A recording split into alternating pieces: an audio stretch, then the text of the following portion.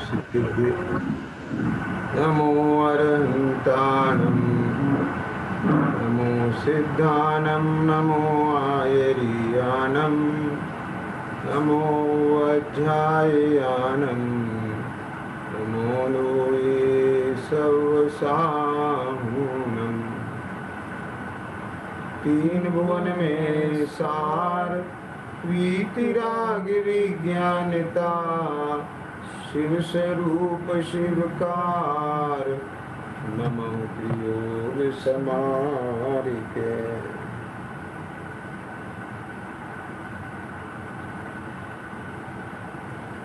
शेराला जी के आधार से अपना स्वाध्याय का क्रम चल रहा है और इस श्रृंखला में अपनी चर्चा तीसरे ढाल के 12 नंबर के श्लोक की चल रही है। 12 नंबर के छंद में कविवर दौलत राम जी ने 8 अंग की चर्चा की है। उसमें पहला अंग है निसंकित अंग कि सम्यक दृष्टि निशंक होते हैं और वो निशंक होते हैं क्योंकि वो निर्भय होते हैं। तो वो कौन से भय हैं जो सम्यक दृष्टि को नहीं होते। इसमें इस लोक का भय, परलोक का भय और वेदना भय, ये 3 की चर्चा अपन कर चुके हैं। अब इसमें अगला नंबर आता है अरक्षा का भय। तो समय सार जी ग्रंथ में निर्जराधिकार में आचार्य अमृतचंद स्वामी ने इस स्वतंत्र रूप से इस कलश की रचना की कि ज्ञानी को अनरक्षा भय नहीं होता। तो वो क्यों नहीं होता तो उसे दर्शाते हैं। दर्शाते हुए कहते हैं कि ज्ञानी जानता है कि जो सत है उसका कभी नाश नहीं होता। उत्पाद वय है ना, ये होते हुए भी समझ गए ना, वस्तु ध्रुव रहती है। एक पर्याय का उत्पाद होता है, पूर्व पर्याय का वह होता है, लेकिन जो वस्तु है वो ध्रुव रहती है। समझ गए ना। उत्पाद वह द्रव्य युक्तम सत और सत द्रव्य लक्षणम। जो सत है वो द्रव्य का लक्षण है। प्रत्येक द्रव सत है, क्योंकि प्रत्येक द्रव सत है इसलिए मैं भी सत हूँ। तो मैं सत हूँ माने मेरी सत्ता है।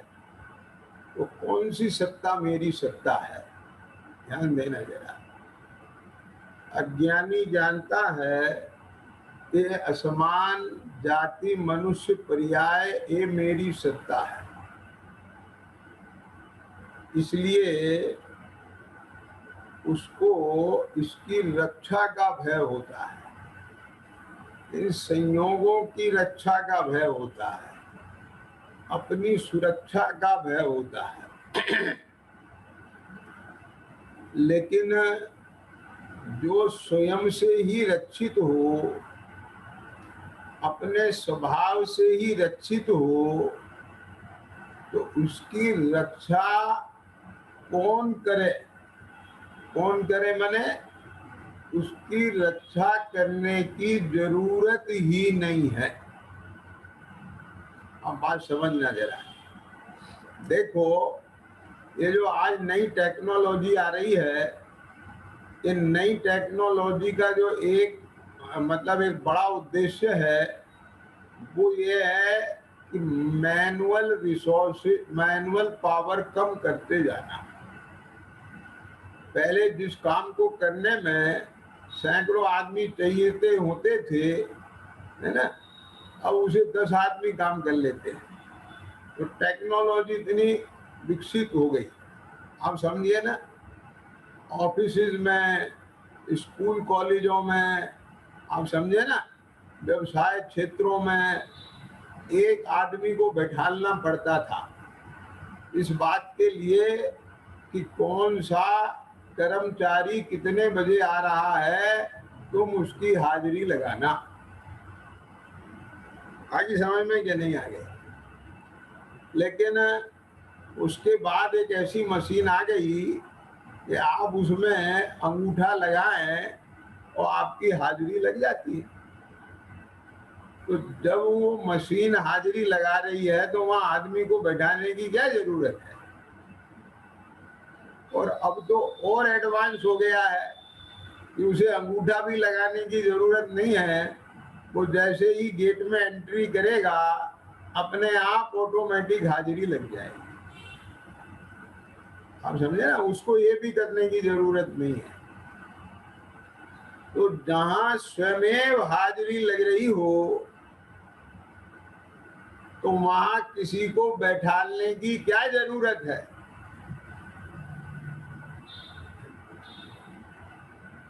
तो अब उसे ये टेंशन रहेगी क्या? मालिक को नहीं है ना, तो उसको अपने आप के अंदर में इतनी बिल्कुल निशंकता है कि वहां अब किसी के चौकीदारी की जरूरत नहीं है, ऑटोमेटिक वहां हाजिरी लग जाएगी। ख्याल में आ गया क्या नहीं आया? है? अरे सुना कि जब अंजना सती ने पवन जी को जन्म दिया, उसको हनुमान जी को जन्म दिया, है ना, पवन सुत हनुमान, तो हनुमान जी को जन्म दिया तो वहां से उनके अंजना के मामा, है ना, तो वो हनुद्वीप जा रहे थे, तो उनका विमान रुक गया। उनने सब जाना और जानने पर पता चला कि ये तो मेरी भांजी अंजना है। उन्होंने बालक सहित अंजना को विमान में बिठा लिया। अब बालक चंचल होते हैं और हनुमान जी बाल्य अवस्था में थे और वो उचक्कर विमान से नीचे गिर गए। अब सुना, तो नीचे गिरे तो अंजना का क्या हाल हुआ होगा आप समझिए। अब क्या हुआ? अब विमान नीचे उतारा, देखा, वो तो ये सोच रहे थे कि अब तो बच्चा बचना ही मुश्किल है, बच्चा चूरम चूर हो गया होगा। लेकिन उनने देखा कि वो बालक अंगूठा चूस रहा है, मस्त है, और जिस शिला पर गिरा है वो शिला चूरम चूर हो गई। तब इस बात से तो नक्की हो गया ना जिन्हें कि वो चरम शरीरी है। समझ में आ गया ना? तो अब तो पक्का हो गया ना, चरम शरीरी है, उसका कुछ नहीं बिगड़ने वाला। ख्याल में आ गया? अब जो चरम शरीरी है, अब उसकी रक्षा कौन करे? क्या क्या समझ में आ गई ना बात? क्या क्या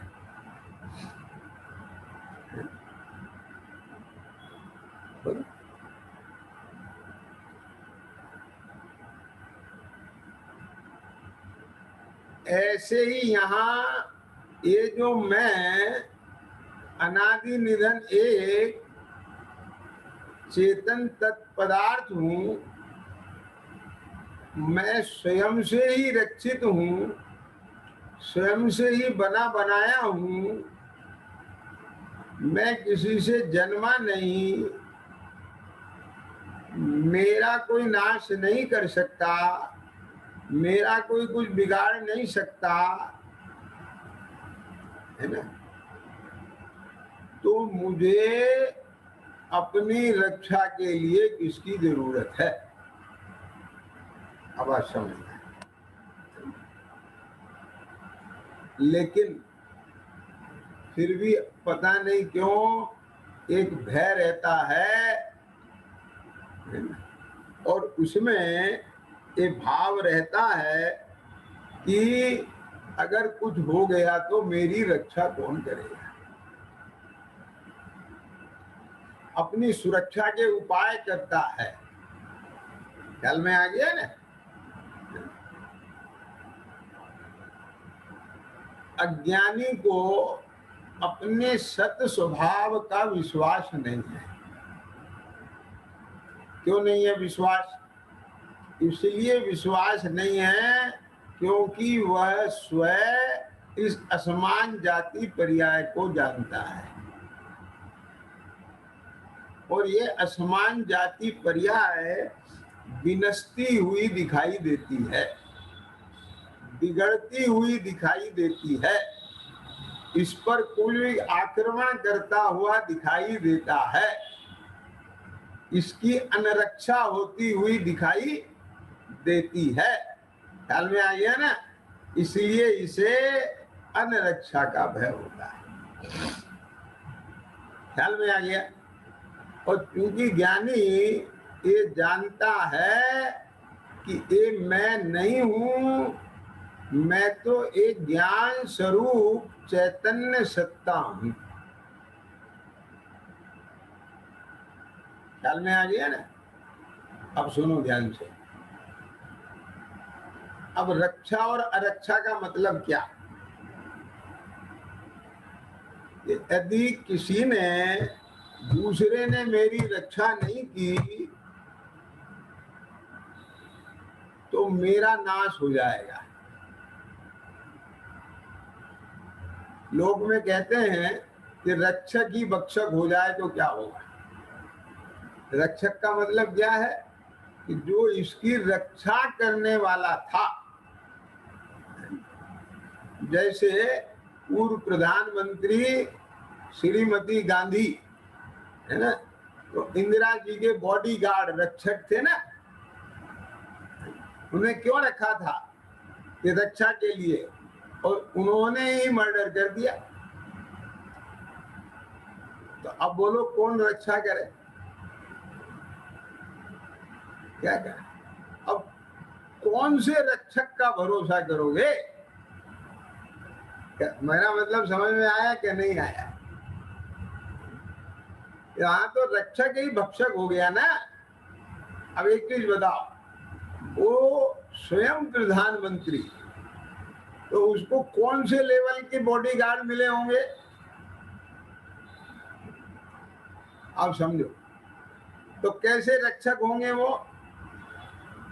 लेकिन यदि तेरा कर्म का उदय खराब है तो तेरे ही द्वारा रखे हुए रक्षक तेरे ही भक्षक हो जाएंगे। एक कर्म का भी तो भरोसा अंदर में होना चाहिए कि नहीं? बात को समझना जरा। ले जो इस कर्म की व्यवस्था को समझता है उसके भीतर एक बल रहता है कि बाह्य संयोगों की रक्षा और अनरक्षा ये सब कर्म के अधीन है। ख्याल में आ गया कि नहीं? ऐसा असली बात बताएं, ये तो बाहर के रक्षक रखे जाते हैं, सब चीज हैं, लेकिन असली रक्षक तो तेरा कर्म है। क्या क्या? बनारसी दास जी के चोरी करके ले गए, वहां तो कोई बॉडीगार्ड नहीं बैठा था रक्षा करने वाला, वापस फिर रख गए।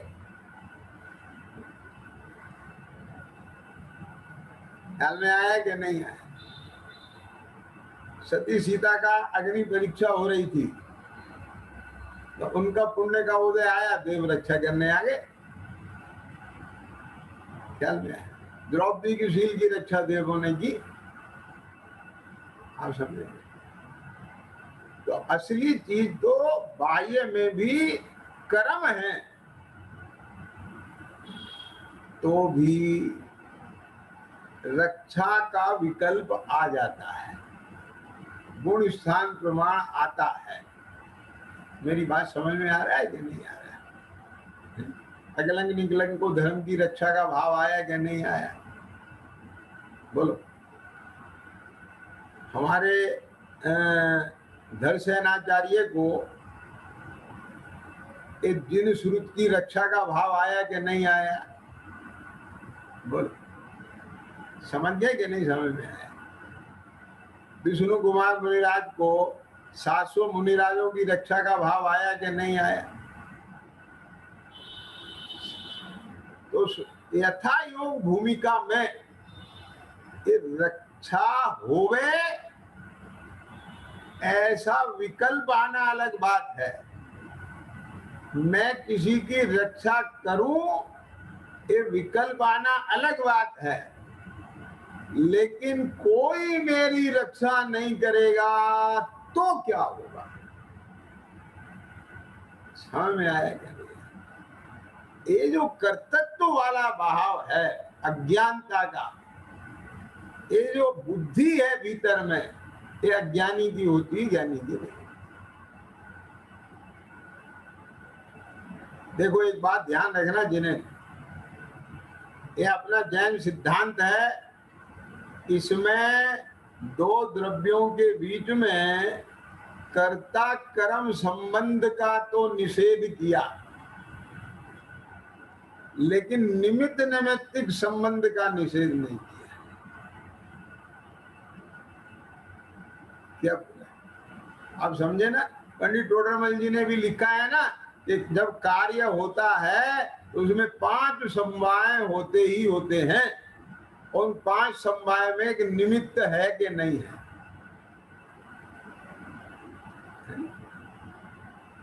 ये जो मैं निमित्त को थोड़ा सा हाईलाइट कर रहा हूं, इसका अर्थ ये नहीं है कि निमित्त करता है। क्या कहा? कौन सा करता? सुनना जरा ध्यान से। जैसे स्वयं का कर्ता होता है, ऐसा कर्ता वो सामने वाला मेरा नहीं है, लेकिन निमित्त रूप कर्ता तो है। क्या क्या बोल बता? समझ में आया कि नहीं आया? जैसे मिट्टी स्वयं अपने योग्यता से घट रूप परिणमित हुई, आज समझ में कि नहीं आया? तो उसका कर्ता कौन? कि मिट्टी। समझ में आ गया ना? तो जैसे उसका कर्ता मिट्टी है, ऐसा कर्ता घुमार नहीं है। क्या कहा? जैसे समझ रहे ना? ऐसा कर्ता कुम्हार नहीं है, लेकिन कुम्हार निमित्त रूप करता है। ख्याल में है? तो वहां पर ये अपेक्षा बिल्कुल क्लियर होना चाहिए। ये सिद्धांत की बात है। क्या कहा? यानी हाँ, सुनना ध्यान से जरा। जो भी कोई कार्य होता है तो उसमें निमित्त होता है, तो निमित्त नैमित्तिक संबंध बनता है। वो निमित्त नैमित्तिक संबंध कर्ता कर्म संबंध से जुदे प्रकार का है। तो जहां ये बात कहते हैं ना कि निमित्त से कार्य नहीं होता, तो वहां निमित्त कर्ता नहीं है का मतलब कि जैसा स्वयं अपनी पर्याय का कर्ता द्रव्य है, ऐसा कर्ता वो नहीं है, क्योंकि वो स्वयं कार्य रूप परिणमित नहीं हुआ है। तो बात पकड़ में आ गई ना? उसका निषेध करने के लिए निमित्ताधीन दृष्टि को मिटने के लिए उस पर ये प्रहार किया जाता है, लेकिन निमित्त है ही नहीं है और निमित्त का वहां कोई रोल नहीं है, ऐसा नहीं है। नहीं तो फिर कोई रोल नहीं है तो 5 में से उसे हटा दो, क्या फर्क पड़ने वाला है? ख्याल में आ गया कि नहीं आ गया? तो जहां जो योग्य है उसे समझना। आई बात समझ में कि नहीं आ गई? अब पानी स्वयं अपनी योग्यता से गर्म हुआ, लेकिन उसमें नियम से अग्नि निमित्त होगी, बर्फ निमित्त नहीं होगा। क्या कहा? अनुकूल निमित्त हुआ। आगे बात ख्याल में कि नहीं आ गई? ऐसे यहां भी असली जो बाह्य में तो रक्षा करने वाले विष्णु कुमार मुनिराज दिखाई दे रहे हैं।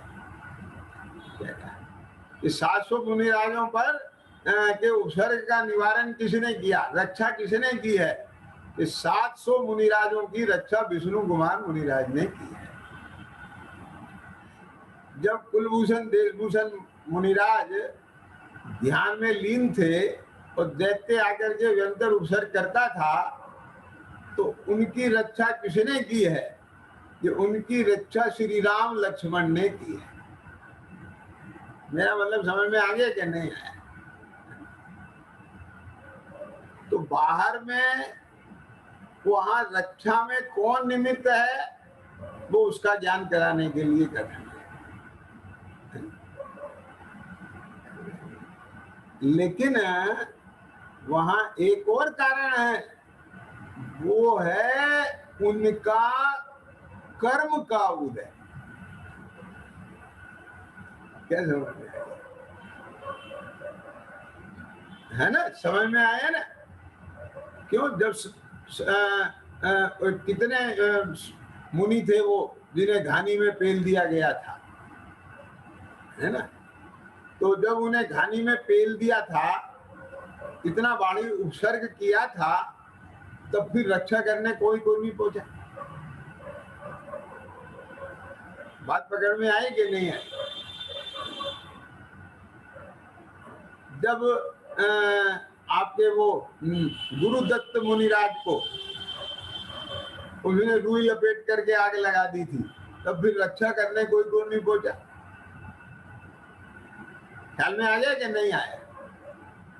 तो वो सारी चीजें हैं, वहां कर्म का उदय कैसा है कैसा नहीं है वो भी लागू पड़ेगा। तदनुकूल ही बाह्य में कोई सहयोग रूप में या असहयोग रूप में कोई निमित्त बनेगा। ये सब चीजें व्यवहार है। आगे समय में ये नहीं आ गई। और ज्ञानी को भी विकल्प आता है, वो मैंने बताया था कि नहीं बताया? अब मैं आपसे एक बात पूछता हूं, मैंने जो अभी दृष्टांत दिया था कि अंजना जी के विमान से बालक हनुमान नीचे गिर गए और ये बात नक्की हो गई कि ये चरम शरीरी हैं, होगी ना? तो भी एक बात बताओ, जब हनुमान जी चलते होंगे, गुडलियां चलते होंगे, खेलते कूदते होंगे, तो जैसे हर माँ को एक विकल्प आता है, चोट नहीं लग जाए, तो ऐसा अंजना जी को नहीं आता होगा। बात समझ में आया कि नहीं आया? माने एक कमजोरी है, बात समझना दे रहा है। ये माँ का हृदय है, ये माँ का विकल्प है। और फिर भले ही अंजना जी को ये विचार आ जाए, अरे मेरे को क्या विकल्प आ रहा है, वो तो चरम शरीरी है, उसको कुछ नहीं होने वाला है। समझ में आया ना? अथवा कोई दूसरा ख्याल करा दे, क्यों परेशान हो रही है, तो चरम शरीरी है ना। आई बात समझ में कि नहीं आ गई? अब ध्यान से सुनना जरा बात। देखो, ये अस्थिरता में भले ही सुरक्षा का भाव आता हो, लेकिन जो अंतर में निर्णय है ये चरम शरीरी है। अब उसके बल से, उसके उपयोग रूप होने से यदि वहां उसको ऐसा लग जाए कि नहीं इसको चोट लग सकती है, इसकी हड्डियां टूट सकती हैं, फ्रैक्चर हो सकता है, तो समझ लेना उसे उनके चरम शरीर पर श्रद्धा ज्ञान में शंका खड़ी हो गई। आगे समझ में कि नहीं आई? तो ये बात मैंने पहले भी कही थी कि अस्थिरता रूप चारित्र मोह के उदय में ये विकल्प आना भय रूप अलग बात है, लेकिन ऐसा लगना ये अलग बात है। तो ज्ञानी को कभी भी ऐसा नहीं लगता कि मेरा कुछ बिगड़ जाएगा, इसलिए उसको कभी भी अरक्षा का भय नहीं होता। ये क्यों नहीं होता? क्योंकि वह जानता है कि मैं अमूर्तिक प्रदेशों का पुण्य प्रसिद्ध ज्ञानादि गुणों का धारी ज्ञान स्वरूप भगवान आत्मा।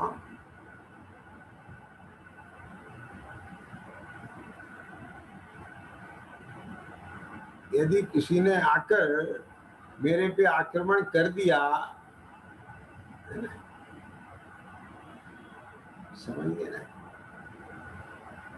तो बिगाड़ इस असमान जाति पर्याय का आएगा, मेरे एक गुण में कोई कमी नहीं आएगी।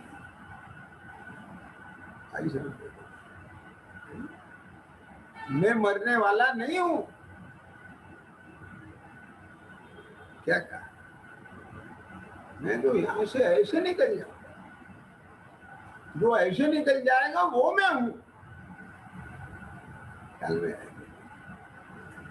सिकंदर से मुनिराज क्या कहते हैं? हे सिकंदर, तो जिसकी गर्दन काटेगा वो मैं नहीं हूं, तो मुझे तू छू सकता नहीं। क्या समझ में आएगा? आप सच में जब अपने अंतर में अपने सर्वांग चैतन्य सत्ता का संवेदन बढ़ता है, वहां जब अपनी सत्ता देह से भिन्न पने भासती है, तो बस ज्ञान के अलावा और कुछ नहीं है। एक जीवत्व पने के अलावा कुछ नहीं है, कोई हड्डी पट्टी नहीं है वहां पर, एक नजर नहीं आती। तो फिर रक्षा किसके करना? मैं आपसे पूछता हूं, आप जिस कमरे में बैठे हैं, इस कमरे में आपको प्रकाश नजर आ रहा है कि नहीं आ रहा है? बोलो। भरा हुआ है ना पूरे कमरे में प्रकाश। अब इस प्रकाश की रक्षा करो, करो इसकी रक्षा। क्या रक्षा करोगे इसकी? कोई इसे पकड़ के ले गया तो, किसी ने इसे काट फाट दिया तो क्या करेगा? मेरा मतलब समझ में आया कि नहीं आया? ऐसे मैं चैतन्य सत्ता एक देह प्रमाण एक क्षेत्रावगाह रूप में हूं। ऐसे कोई एक कमरा नहीं है कि उसमें प्रकाश जैसा भरा हुआ हूं। क्या समझ में आ गया? देखो, ये आपकी चार दीवारें अपनी चार दीवारों में अलग हैं, और बीच के इस पूरे खोल में एक प्रकाश भरा हुआ है। तो कमरे में प्रकाश की तरह से मैं नहीं हूं, दूध में पानी की तरह से मैं। जैन जी क्या कहा है?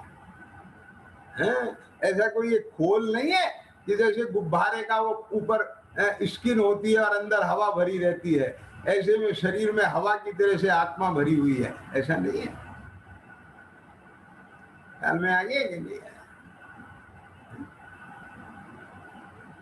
ये जितने पुद्गल परमाणु हैं यहाँ इस देह में, ख्याल में आ गया, वो सब में दूध पानी की तरह से एक क्षेत्रावगाह है।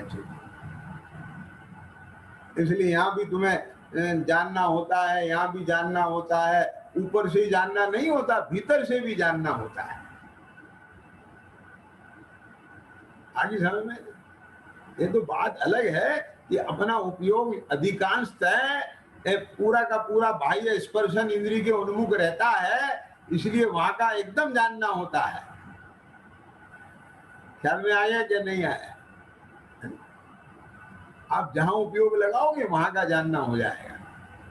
ये जो आजकल लोग हीलिंग कराते हैं ना मेडिटेशन से, तो वो क्या करते हैं, आप ध्यान लगाओ, अपने उस ऑर्गन पर ध्यान लगाओ, किडनी पर ध्यान लगाओ, ख्याल में आपने मतलब जो भी है वो सब पर जो है ध्यान लगाओ, और वो ऐसा फील करो, देखो वहां पर कि मुझे जो है आराम मिल रहा है, अफर्मेशन करो, तो वो उसमें वहां की फीलिंग आती है कि नहीं आती? उस ऑर्गन की फीलिंग आती है कि नहीं आती? इंटरनेट क्यों आती है? वहां चेतना है, वहां उपयोग लगता है तो आती है उसकी। आई समझ में कि नहीं आ गई? क्यों देने? ये आंख है, कभी तुमने आंख को आंख से देखा है? नहीं देखा, कभी देख लो जरा सा 1 मिनट के लिए, यहाँ पर जरा सा स्ट्रेस डालो और आपको जहां आंख के हैं परमाणु, वहां का आपको जो है संवेदन होने लगेगा अंदर में। तो यहाँ कुछ है, गोलक है, कोई यहाँ जानना है, तो संवेदन आएगा कि नहीं आएगा? क्यों? अभी कान कहाँ टंगे हैं पता चल रहा है विपिन जी आपको? ये हाथ से नहीं, बिना हाथ के। क्या दर्पण में देख के नहीं, बिना दर्पण के पता ही नहीं कान कहाँ टंगे हैं।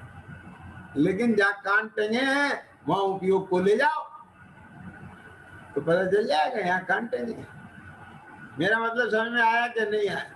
क्योंकि देह के हर प्रदेश परमाणु के साथ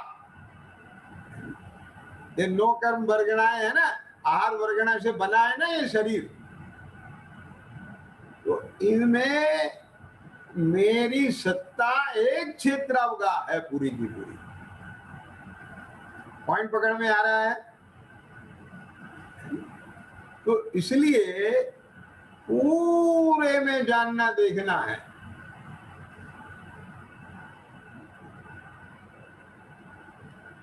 ख्याल में आया? लेकिन भैया जब तक स्वयं संवेदन नहीं होता तब तक ऐसा लगता है ये है सो मैं हूं सो ये। एक मिला जुला अभेद अनुभव करता है इसके साथ में, लेकिन अनुभव करता है इस परमाणु का नहीं, अपनी ही मान्यता का, अपने ही जानने का और अपनी ही चारित्र गुण की मगनता रूप इसमें परिणति है। तो आत्मा अपने ही दर्शन ज्ञान चारित्र को सेता है, वो कभी भी शरीर को नहीं सेता है। आई बात समझ में? तो जब इसके प्रोग्रामिंग में, कंप्यूटर के प्रोग्रामिंग होते हैं सॉफ्टवेयर, तो ऐसे ही जब आत्मा के दर्शन ज्ञान में ये बात सेट हो जाएगी, ये बात लग जाएगी, जच जाएगी, और अनादि काल से जो फीडिंग थी वो हट जाएगी, तो तब क्या भाषेगा? अरे भाई साहब, ये मेरी रक्षा कौन करेगा? क्यों? क्योंकि मैं तो स्वयं से ही रक्षित हूं। पॉइंट पकड़ में आ गया ना? वहां बैठ करके बात है, ऐसे नहीं है बात।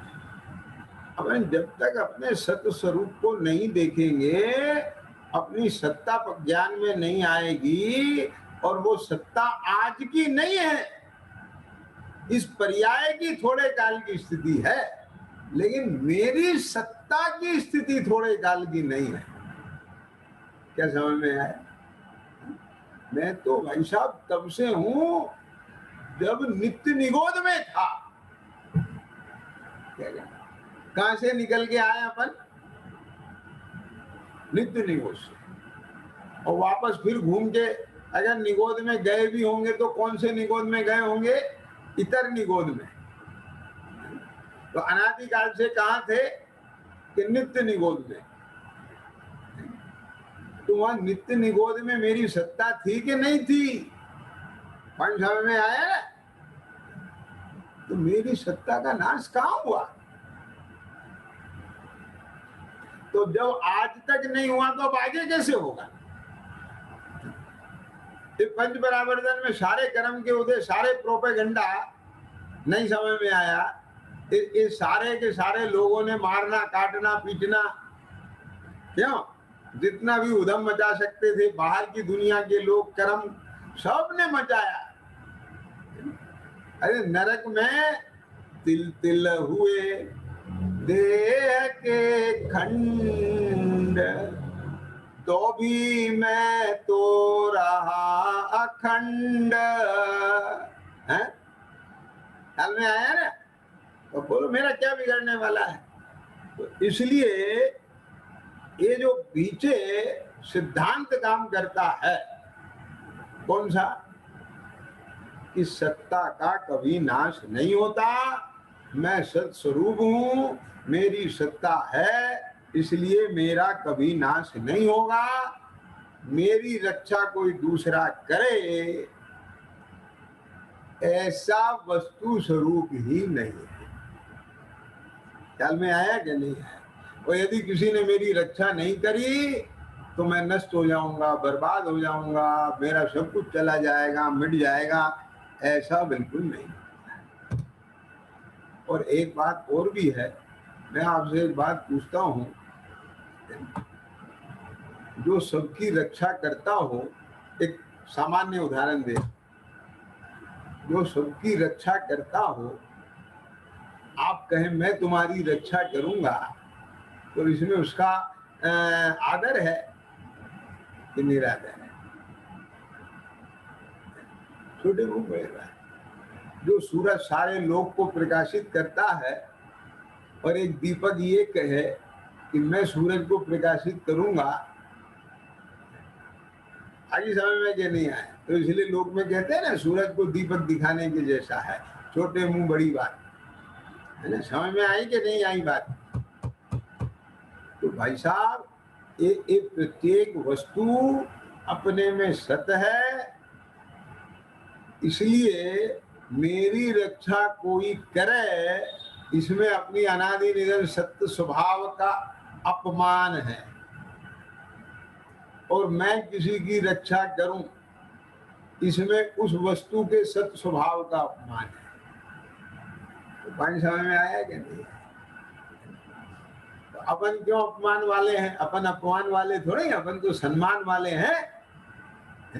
तो इसलिए अपने भी स्वभाव का सम्मान करो और दूसरों के भी स्वभाव का सम्मान करो।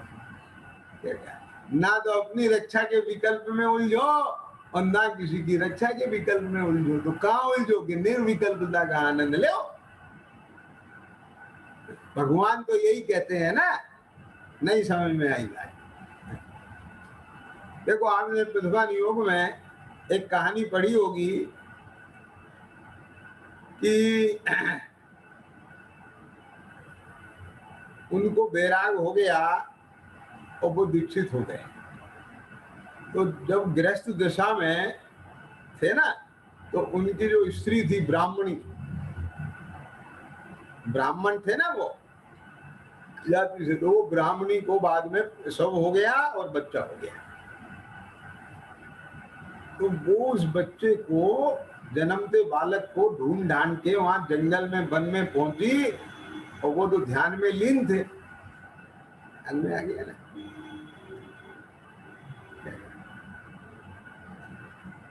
तो वहां पर लिटा के कि तेरे को ये साधु बनना था, तो इसको इसको पैदा करने की क्या जरूरत थी, है ना? अपनी करनी अपने आप भुगतना।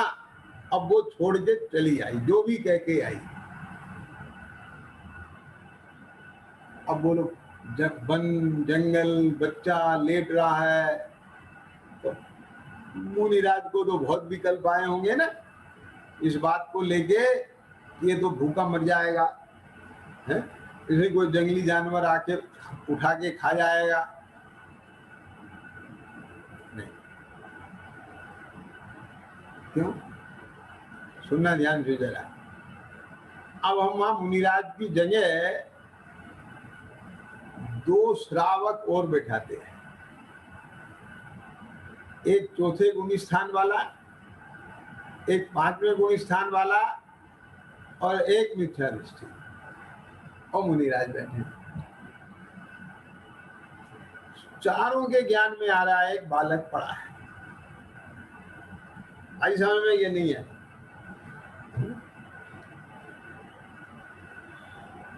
ना? तो जो अज्ञानी है उसको तो ये सत स्वभाव दिखता नहीं, जो ज्ञानी है उनको सत स्वभाव दिखता है। तो श्रद्धा ज्ञान में तो तीनों के, अवरे सम्यक दृष्टि है या देशवृत्ति है या मुनिराज है, तीनों के श्रद्धा ज्ञान में नक्की है कि क्या नक्की है कि ये रक्षण और अनरक्षा बाहर की भी ये सब कर्म के उदय प्रमाण है। ये तो दुनिया का एक एक रिक्शा वाला भी बोलता है, जाको राखे साइया मार सके ना कोई।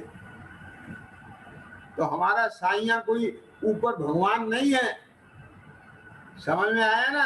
वो साइया है कर्म, हर एक के साथ कर्म लगा है। क्या समझ में आया क्या नहीं आया विपिन जी?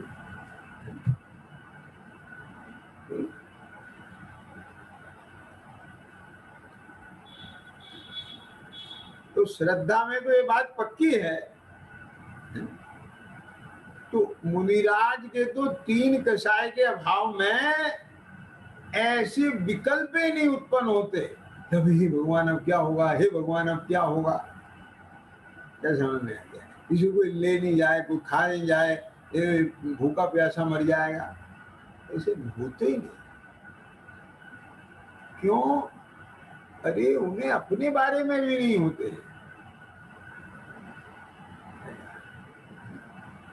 समझ में आ गया ना? सुना ध्यान से जरा जरा। देखो,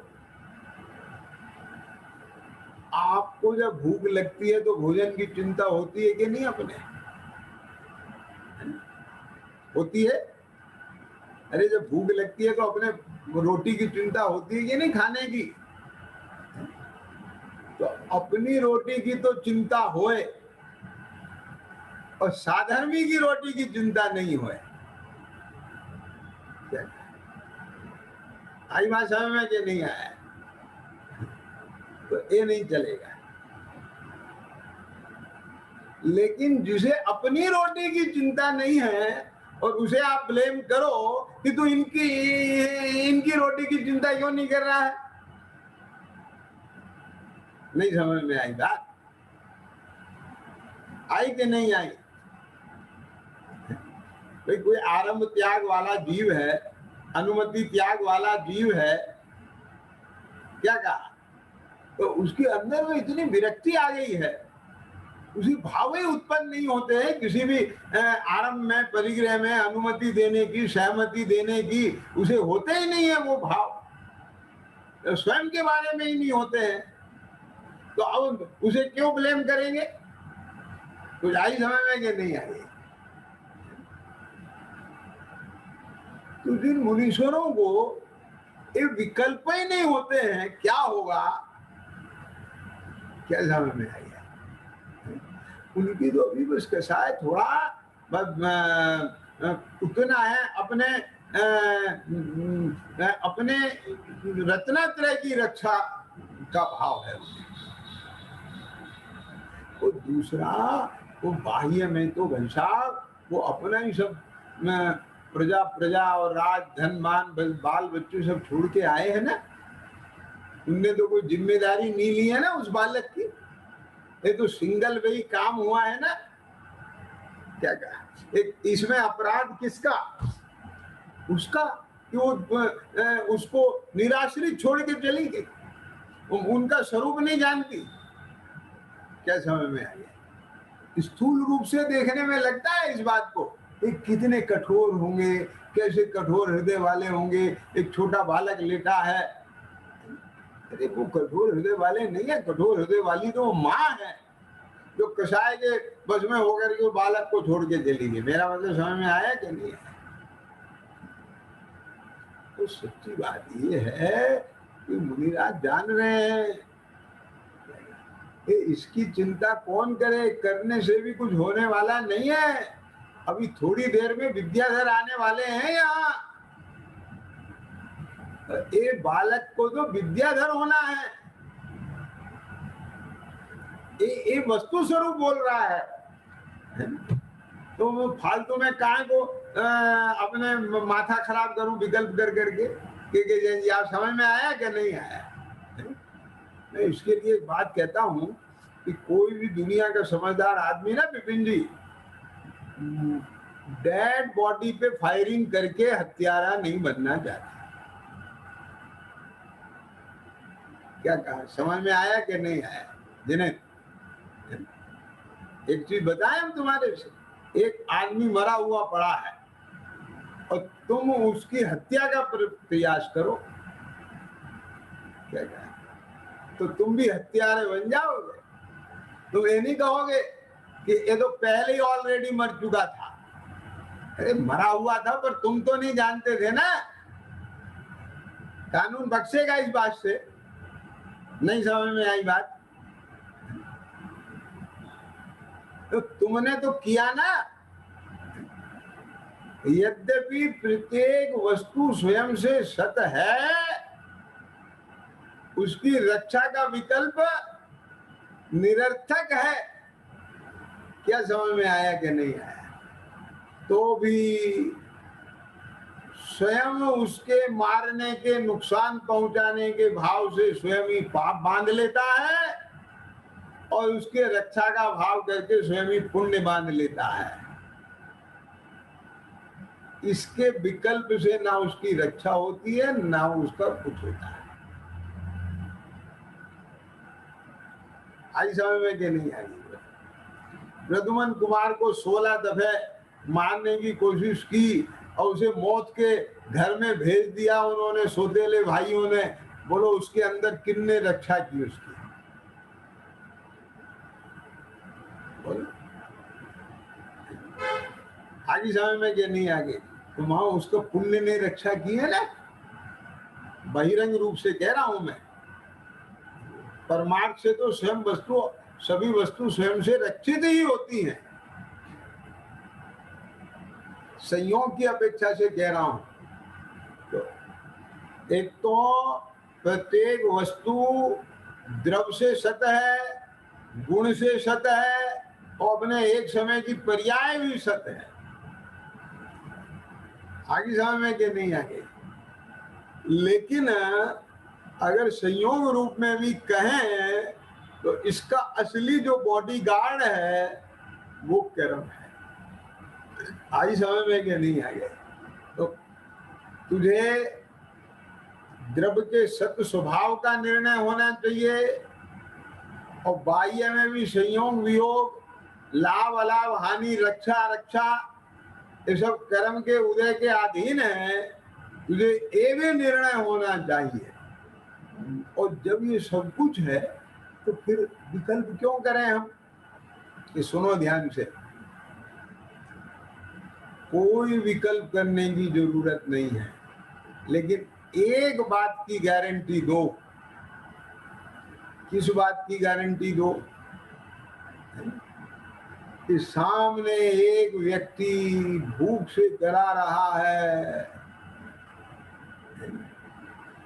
उसे देखकर तेरा कोर यहां नहीं आना चाहिए। यदि तू ये कोर यहां लाता है और उधर नहीं देता है, ये नहीं चलेगा। ख्याल में आ गया कि नहीं आया? क्यों जिन्हें बात समझे ना विपिन जी क्या कह रहा हूं मैं? है? यदि तेरे उस काल में कोई भी विकल्प नहीं है और तुझे किसी की रक्षा का विकल्प नहीं आता है तो माफी। लेकिन गारंटी इस बात की होना चाहिए उस काल में तू निर्विकल्प होना चाहिए। आई समझ में कि नहीं आ गई? बताए, सुनो ध्यान से। निर्विकल्प से वो बुला के हम करेंगे क्या? वो तो रक्षा के लायक ही नहीं है। पकड़ में आ गई कि नहीं आ गई बात के जैन जी? मैंने कहा जाके बोल दी बात। जिसके अंदर कसाय नहीं है रक्षा करने की, तो वो रक्षा करने के लिए बुलाओगे भी तो करेगा क्या? नहीं समझ में आया? क्या समझ में आई बात? पॉइंट पकड़े ना? उसका हम करेंगे क्या? वो तो रक्षा करने और नहीं करने में अकिंचित कर है, तो कोई मतलब का नहीं है, तो इसलिए उसके लिए तो वैसे ही माफी है। नहीं समझ में आई बात? उस पर हम क्या कोप करें, उसे क्या ब्लेम करें कि अरे कैसा आदमी है तेरे को रक्षा करने का भाव नहीं आया? तो बीतरागी से क्या ब्लेम करोगे? क्या आया कि नहीं आया है? बोलो। मतलब मैंने इतनी बातें इसलिए सामने रख दी हैं ये कि यहाँ कहीं भी छल ग्रहण करने की गुंजाइश ना रहे, और ना ही अपना मिथ्यात्व अज्ञान है ना उसको पोषने की गुंजाइश रहे। ख्याल में आ गया क्या? जो सच्चा स्वरूप है वो सब ज्ञान में ले, और वो सच्चा स्वरूप ज्ञान में आएगा तो कहीं भी कभी भी इस प्रकार की स्थिति नहीं बनेगी।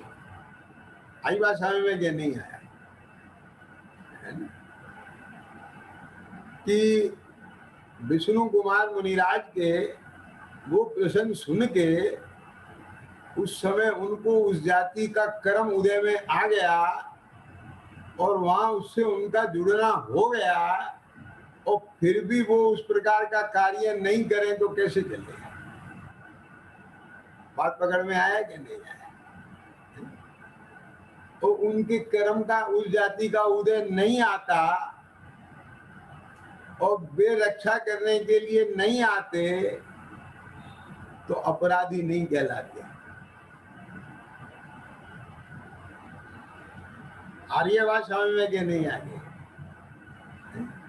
राग का उदय आता,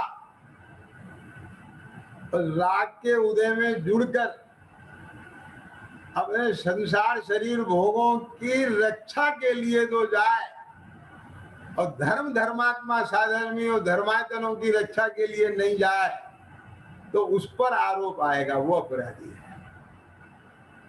आई बात समझ में नहीं?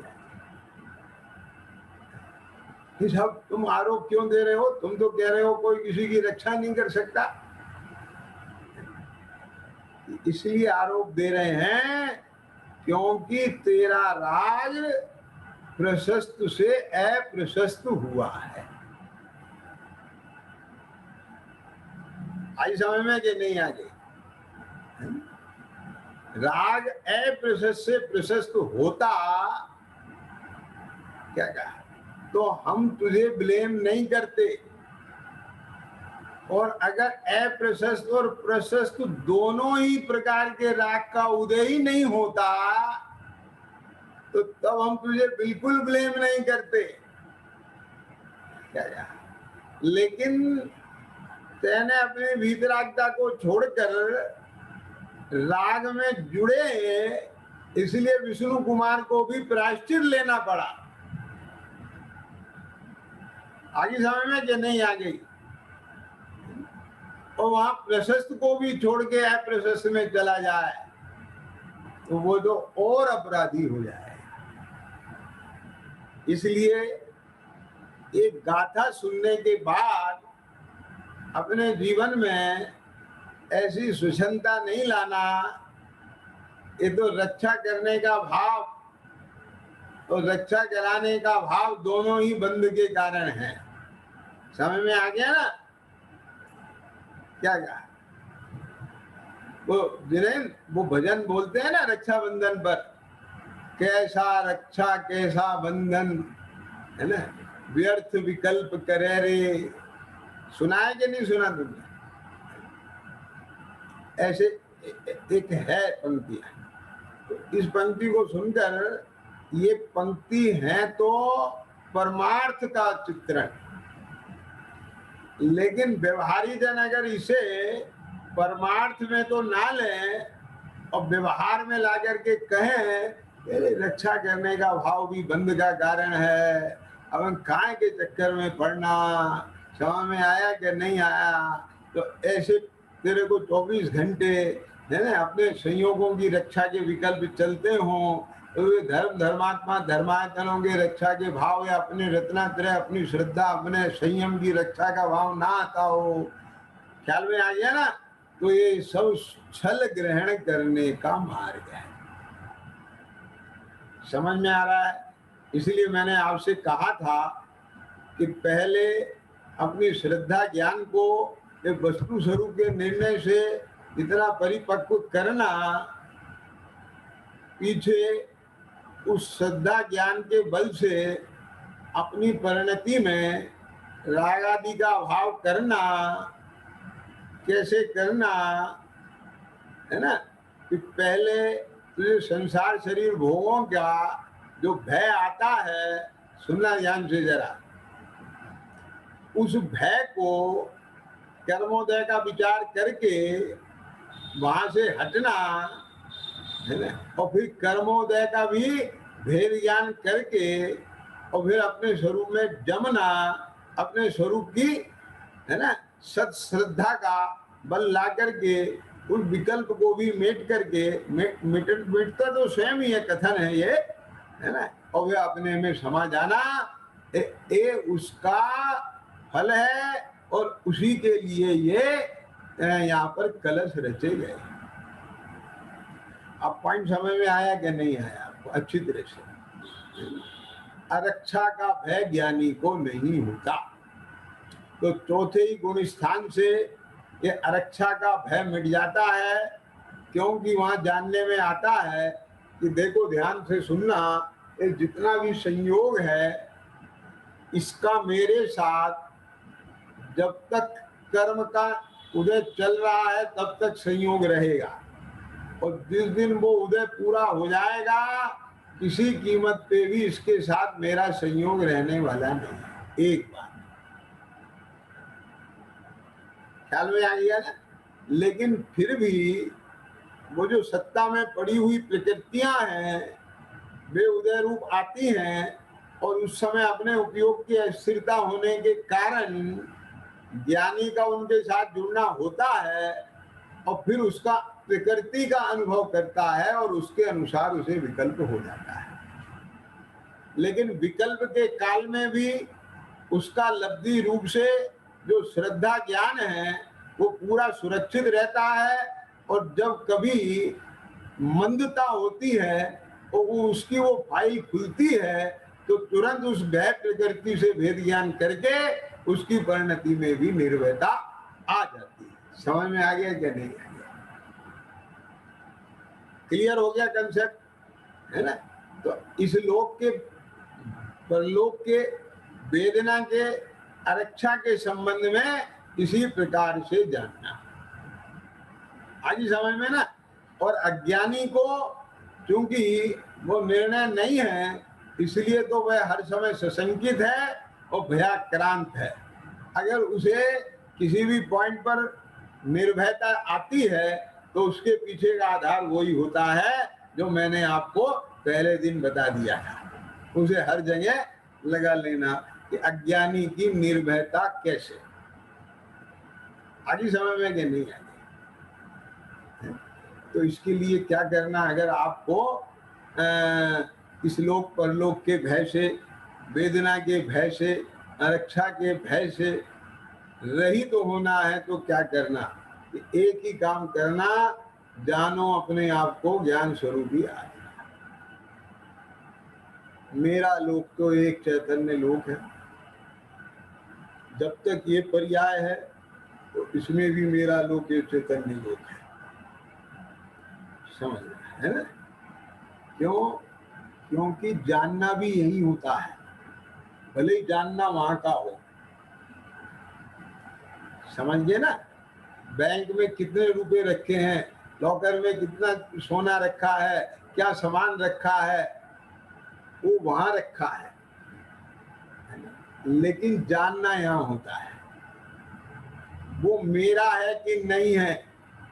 ये वस्तु नहीं बोल रही है, ये तेरा मानना यहाँ है। आई समझ में? और वो मेरा इतना है कि देख करके उसकी मगनता वहां नहीं होती है, यहाँ होती है। और मेरे पास तो कुछ भी नहीं है, ये देख करके जो दीनता होती है वो वहां नहीं होती है, यहाँ होती है। तो बोल तेरा लोग यहाँ है कि वहां है? आगे ना नक्की हो गया कि नहीं हो गया? और जब इस भाव में यहाँ है तो अगले भाव में भी यही होगा कि वहां हो जाएगा? आगे ना समझ में बैठे कि नहीं बैठे विपिन जी बोलो? तो जो कुछ है सब यहाँ है, वहां है क्या? तो जो कुछ करना है यहाँ करना है। तो एक चैतन्य लोक, ये श्रद्धा ज्ञान चारित्र कहाँ है? ये चैतन्य लोक में ही है। ये पुद्गल परमाणुओं में थोड़े ही है जानना मानना और मगनता लीनता। ये सब तो चेतन की परिणतियां हैं। तो एक चैतन्य लोक ही मेरा लोक है, यहाँ भी है, प्रभव में भी है, और मैं अपनी ही श्रद्धा ज्ञान मान्यता का वेदन करता हूं। मरा जा रहा हूं, मरा जा रहा हूं, मरा जा रहा हूं। यहाँ थोड़ी हो रहा है वेदन, तेरे ही तो ज्ञान श्रद्धा का परिणमन है। क्या समझ में आ गया? क्या फिर रक्षा कोई करेगा कि नहीं करेगा, होगी कि नहीं, है चिंता की बात नहीं, मेरे साथ इतने सब लोग हैं। ये सारा परिणमन वहां हो रहा है कि यहाँ हो रहा है? बोलो कहाँ हो रहा है? समझ में आ गया कि नहीं? सीता जी कहती है जिसका पति राम, जिसके साथ में लक्ष्मण जैसा देवर, उसे भय किस बात का? तो वो ये मानना वहां हो रहा है कि यहाँ हो रहा है? तो समझ में आया कि नहीं आया? कौन समझ में आया? तो इसलिए यदि तुझे कुछ भी करना है तो यहाँ कर, जानना है तो यहाँ को जान। इसलिए सारा क्षोभ यही लगा, अपने स्वरूप को जानने में, पहचानने में, नक्की करने में, निर्णय करने में ही लगा दे। क्या कहा? कब तक? कि जब तक ये नक्की होए तब तक। और नक्की होने के बाद क्या करना? निशंक होना, ना इस लोक का भय, अपना परलोक का भय, ना वेदना का भय, ना आरक्षा का भय, कोई भय नहीं। तो क्या करना? इन सब भय के अभाव में निर्भयता का आनंद लेना। तो ये ज्ञान आनंद, ये आत्मा का स्वभाव है। अपन बस इसकी तरफ ही अग्रसर होवें, इसी मंगल भावना के साथ। सहजानंदी शुद्ध स्वरूपी अविनाशी मैं आत्मस्वरूप, सहजानंदी शुद्ध स्वरूपी।